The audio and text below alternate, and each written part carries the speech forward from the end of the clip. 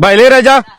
ஐயா சுரேஷ், இன்னைக்கு wait party கூட்டு வந்துக்கிறேன் இளையராஜா. உன் இடத்த கம்பல்சரி முடிச்சிடலாம். ஐயா தான் அவரு. என் பையன் வந்திருக்கேன் ஐயா. ஒரு வார்த்தை கேட்டு கேட்டு ஐயா அரவிந்தே கொஞ்சம் வாப்பாங்க. ஆப்பா நிமிஷம் சுரேஷ் அதை கூட பார்ப்பேன். நான் விளைச்சல் கம்மியா இருக்குன்னு சொல்லி இப்ப நாங்க செங்கல் சூளைக்கு தான் குத்தகை கூட்டிருக்கோம். ஆனா விளைச்சல் விளையிறப்போ நாங்க எல்லாமே சேர்ந்துதான் பாத்துக்கிறோம் குடும்பமா.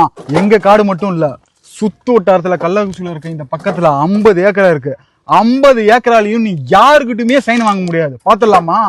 வெக்கமா இல்ல? நீ இந்த ஊருக்காரன் தான் கூட்டு வர கோட்டு போட்டவனா எப்படி விவசாயத்தை பண்ணணும்னு சொல்லி ஆப் ஒன்னு கிரியேட் பண்ணி அது மூலமாவே நான் எல்லாத்தையும் ஏற்றுமதி செஞ்சுட்டு இருக்கேன். புரியுதா?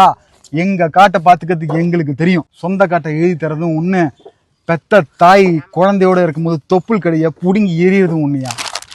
கூட்டு போயா சார் சார் சார் போயா. யாரே அவன்?